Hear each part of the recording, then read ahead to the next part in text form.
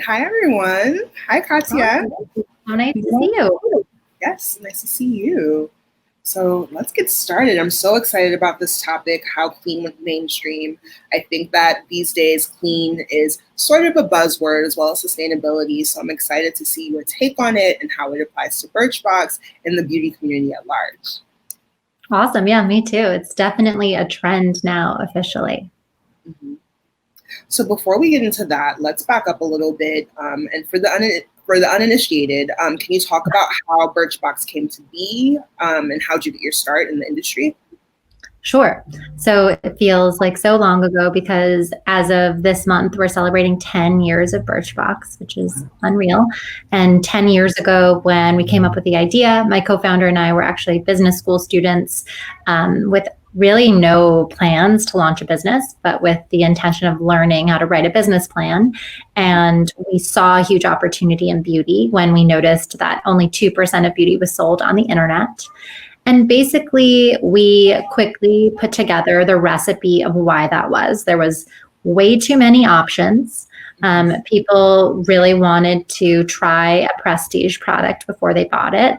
And something to exacerbate the many options was there was constantly new launches. So to say there were millions of options was not an exaggeration. And that obviously is a challenge, whether it's physical retail or e-commerce, but it was a particular challenge for beauty. So we said, well, how can we tackle this? And we designed the Birchbox business, which was meant to limit the options for consumers and also make them relevant by personalizing them to your profile.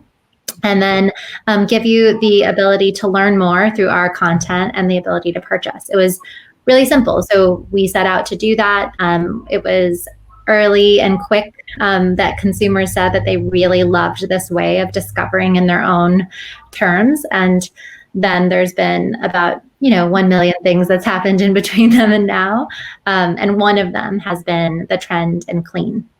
Mm-hmm. Yeah, no, for sure. Like even from an editor perspective, I feel like every pitch that I get, and I get many, like at least 2 out of 10 are about like clean beauty and sustainable ingredients and sourcing and whatnot. So I totally agree on that trend cycle as well. Yeah. And on that note, when you founded Birchbox, was clean a priority, or is that something that kind of like you started to see organically since, like we said, like it's such a trend right now? Yeah, no, it wasn't a priority. I would be definitely misleading if I said it was. I think, we were interested in it as consumers, particularly our beauty editor at the time knew that this was, really relevant, really important thing to consider. But it was niche. And what that meant was that there weren't a lot of scaled options of brands that actually were clean. So we really weren't able to work with these small brands that didn't have the ability to sample their product, and consumers weren't demanding it. So obviously brands weren't scaling. And these are very related things when consumers say, well, I want it so badly that I will help you scale because I'll buy the product, I'll support the brand. But in the early days, there were customers who asked for it, but it was very few and far between. Mm-hmm. Why do you think that is? Like my theory is that the education was just so scarce back then. Like I think that now consumers and readers, they're just so discerning because they have a wealth of information online and whatnot, and they're doing their own research. They're not just relying on like PR decks and whatnot. So why do you think that that changed? Well, I definitely agree. I think that consumers are more informed and, Birchbox, like that was a core issue that launched our business was we felt like we were smart women in business school and beauty is already an extremely confusing industry. Almost feels like it's deliberate. There's 200 SKUs from one brand and you just got to ask the question, like, why? Right? Do I need all of this? And then there's this new layered question of, well, do I need clean? Are these ingredients okay? Are they bad? Are they dangerous? So I think once there started to be a little bit more of a mainstream conversation happening, you didn't have to do the research to start to understand that there were good products that were effective and didn't have some of these ingredients in them that were starting to be proven to be dangerous. Mm-hmm. That's really interesting. And this next question is kind of two-pronged. So you kind of touched on this, but I'm curious as to like how the conversation about clean beauty changed from your purview, and if it's something that you feel like you kind of had to convince your consumer. Because for me, like when I was growing up, when I looked at beauty, like whenever I thought about anything natural, I would automatically assume like crunchy, which I know is like really uninformed. But I think that back then, like I said, like there was so little literature on what clean and sustainable is that, you know, that was just my assumption. Look, I mean, Birchbox is mostly a distributor of other people's brands. We ended up, we'll talk about this later, launching a few of our own brands. One of them is Clean. And I think, you know, the brands are the ones that did the work, because the innovators, the entrepreneurs who recognized that clean did not have to mean it was unsexy or it was uncool or it was crunchy or even, you know, that it was boring. It didn't have to be brown to be clean. It didn't have to, you know, be just green to be clean, right? So I think brands did the work and developed really fantastic products showing and kind of showcasing that clean can be really, really sexy and do the work and do a great job for you, the consumer. And there is less of a trade-off and less of a trade-off. And as the innovation has continued, I think the reason why we're starting to see this crescendo in the trend is because there's not a trade-off anymore. You know, once you take away that issue of, well, I'm giving something up in order to have something that has a little bit more safe ingredients. Once that goes away, then, you know, we're starting to see that consumers are like, oh, well, of course, if I can have everything I want and not have these ingredients that are potentially harmful or proven harmful, then I'm going to move, right? And look, I think there's still maybe some of a trade-off because the cost of making a clean product is still more expensive, right? But that even still is getting more and more, that's changing, and it's leveling the playing field, and it's causing a lot of existing brands as well as new launching brands to reconsider formulating to be clean. Mm-hmm. I feel like some brands kind of have these like no lists. Like I feel like that's kind of a trend. Like, oh, there are no sulfates, there are no SLS, et cetera, et cetera. Does Birchbox ever consider that, like when considering products to put in monthly curations? Yeah, so we have a clean category, and that we're very clear on the products and the ingredients that can't, you know, that fit in that category itself. And the goal for Birchbox was obviously to push that to become the majority of the business. What we've seen is a massive shift. So we've seen an over 40% jump in our clean business and clean demand this year. It still makes up, you know, just under 20% of penetration for the business, but it's a massive growing category. So what we did with that is we launched a clean option. So now you can decide, if you're a Birchbox subscriber, you can choose every single month a clean box for your subscription of samples. So, you know, you can have that experience and have a dedicated experience. And as clean becomes more mainstream, I absolutely believe that it will become mainstream for our entire catalog. Mm-hmm. Wow, that's awesome. 40%, that's like very, very notable. Are you noticing an increase in any particular category, like whether it be skin or fragrance or hair or makeup, or is all of the above? Probably not surprising. I mean, I know you're in beauty and you know these trends really well, but I think the biggest thing that we're starting to see become mainstream for clean is skincare. And it's predominantly skincare on your face, which really confuses me because we have so much skin on our whole body, but skin on your face is where we're seeing like the biggest shift and the biggest consumer drive toward saying, okay, well, I want to make this clean. I want to make sure that my pores are ingesting, you know, clean product. I think what I know is that we have pores on our head and the rest of our body, and particularly under our arms. And if you're still using an antiperspirant, this is a PSA to implore you to stop because aluminum is dangerous.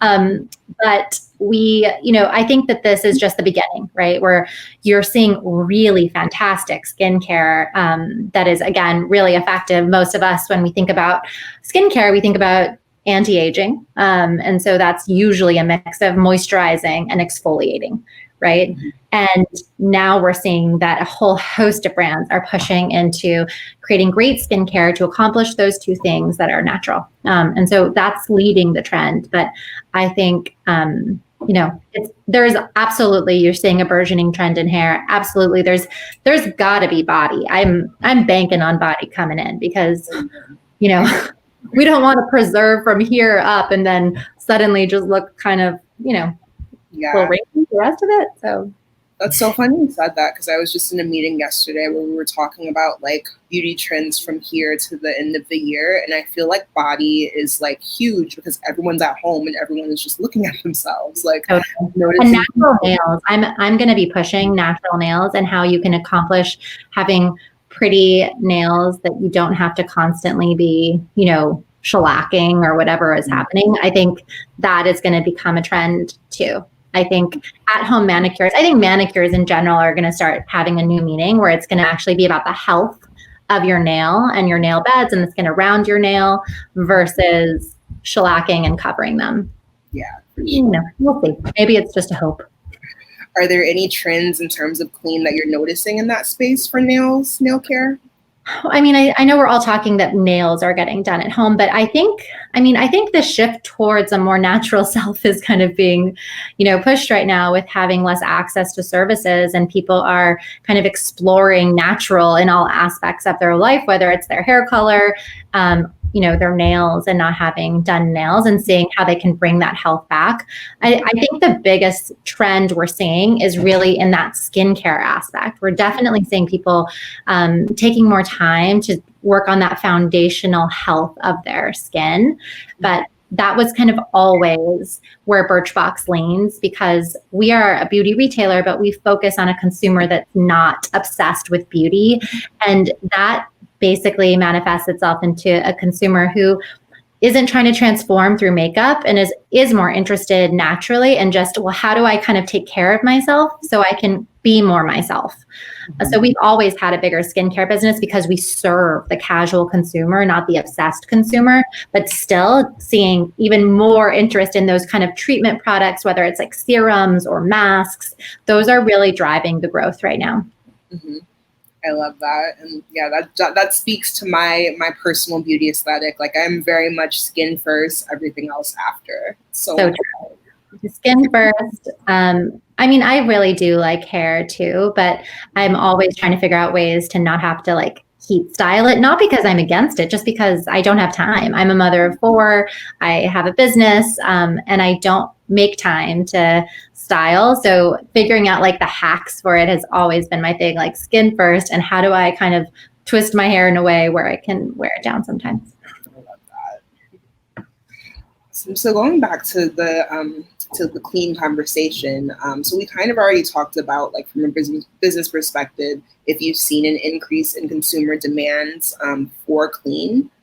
Yes, absolutely. So like I said, 40% jump in our business. Over half of that is leading like skincare. Like I said, like the skin on your face is still really leading the trend. Mm-hmm. But we definitely think that is going to continue to penetrate hair care further. Again, it's kind of a chicken and an egg. Once consumers start to show demand, then you start to see brands, whether it's existing brands or launching brands. And as Birchbox, we then find those brands and bring them into the fold so that our subscribers, they sign up and then they can get a monthly box of clean if they want. That's awesome. And you and I kind of talked about this earlier this week, but from your purview, what is the difference between the buzzword clean and the buzzword sustainability? Because there is definitely a difference, and you explained it beautifully. So relay it to our watchers, our viewers. Sure, yeah. So clean is obviously really focused on not having specific ingredients that have been proven to become potentially harmful to your health inside the product itself. Sustainability is more focused on the actual packaging and, in some aspects, the formulation of product that relate to its impact on the planet. So it can absolutely go into product ingredients as far as like how those ingredients are sourced. But it also tends to touch on the fact that when you're, one of the biggest issues that a lot of people who are vested in the sustainable movement will talk about is that there's a lot of water in beauty products. So a big part of the sustainable movement is removing water from product in order to have it not be as heavy, in order to make it less less of an impact when you're shipping it to the various places, first the warehouse, then the store, then the consumer, so there's so much shipping involved in our consumption that the weight of product makes a big difference. And then of course there's sustainability in actual packaging. So when you get the packaging itself, whether it's, a tube or something like a bottle, is it made from post-consumer waste? And then can you recycle it? The reason that hasn't been as big a shift, which we were talking about, is that it's really hard to it's hard to recycle everything. We're all learning that.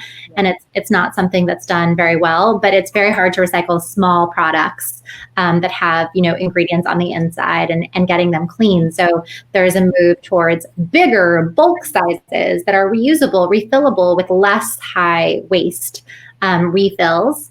And like I said, a move to remove water and a move to think about how actual ingredient sourcing can impact the sustainability of, getting clean ingredients. So I'd say most sustainable brands are also clean, but they are different things. Mm-hmm. And how is Birchbox answering that call to tongue twister, to sustainability? Yeah, it's such a great question. We've always really recognized that it's a huge issue in how you consume beauty. And there's a few things that are fundamental about what we've done. From the very beginning, it's been making packaging out of post-consumer waste that is recyclable, offsetting carbon footprint. But I think the biggest thing we do is our service is designed to reduce waste, right? And you and I both know this, and everyone watching that is a female knows this.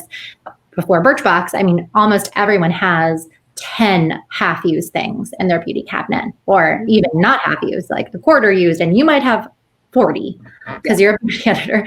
So, that is a lot of consumption and a lot of waste in beauty. And even just being a better matchmaker of saying you've tried something small that has a small waste footprint, and you are going to buy something large and use it till it is done, I think is one of the biggest ways that we can impact the sustainable movement. And then it's, of course, supporting brands who are really investing in changing the way beauty is sourced and beauty is designed and beauty is packaged.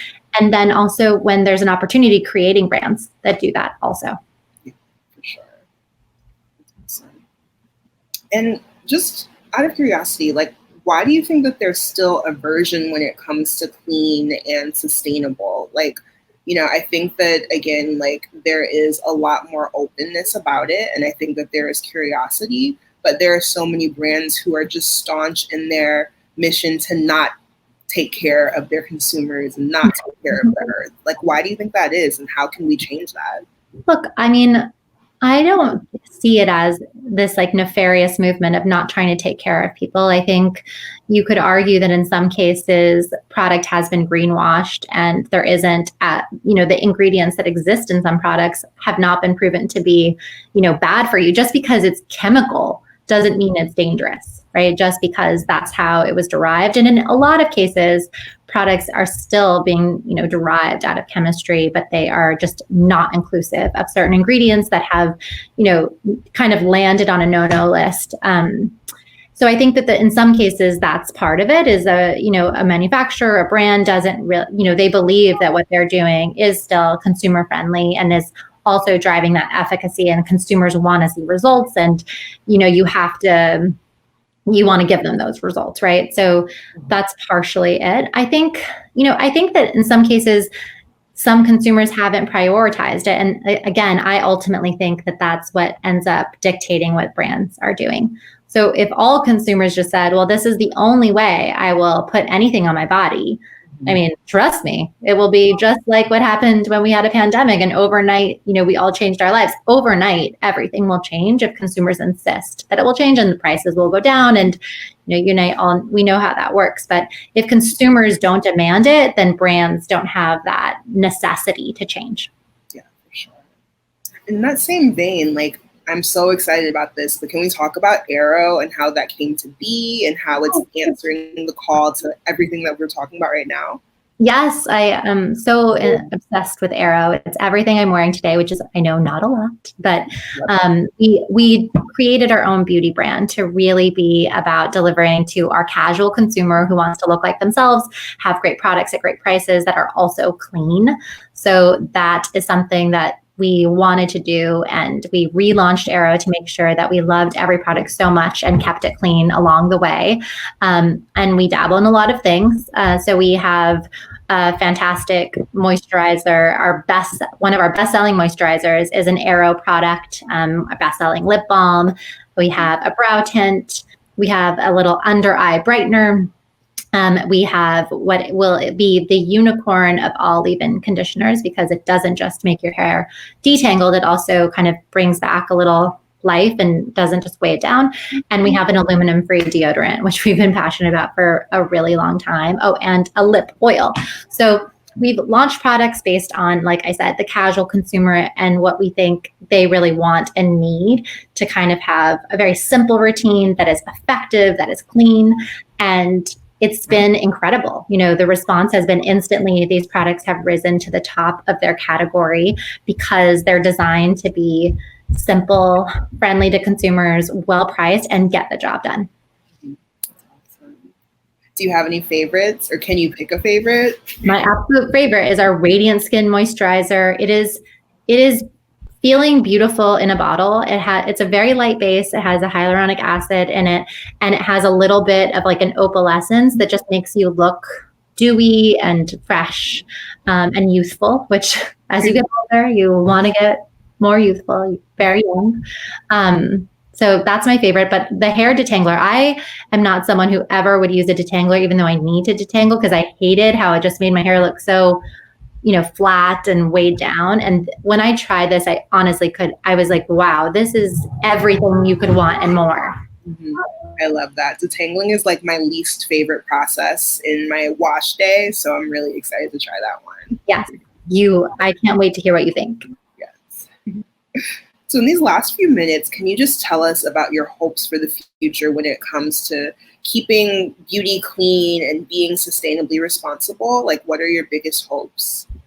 I think, the most important thing is to continue to understand what is safe for consumers and make it really digestible so that consumers are well equipped to care for themselves and to have opinions and demands about what they want to put on their body, just as much as we have opinions and demands for what we want to put in our body. And with consumers just saying, like, this is what I want, it is going to shift all of our opportunities to have, like I said, existing brands and brands that are launching, ensure that they are living up to that. And also, find new innovations. Like, once consumers explain like what makes them uncomfortable about something that they're understanding, brands can answer that because they are, entrepreneurs at their core. And just like we set out to solve a problem with discovery and ultimately to help serve a customer that we felt was just not being served, the casual consumer, that's what brands are always thinking about. Like, how do we innovate? How do we stand out? So equipping customers with that simple information and then having them help push brands is, I think, what will lead to a great future for everybody, for the whole industry, and for all of us as consumers. Do you think that we could ever have like a completely clean industry? Do you think that's possible? I mean, look, you can define it as you want to define it. So because, the definition is ours, I think we can have an ingredient safe industry. Absolutely. I think that there is an ability for us to, further kind of tighten the reins on what ingredients that we allow into products in the US, especially, and absolutely offer customers a great experience, an effective experience in beauty that has safe ingredients.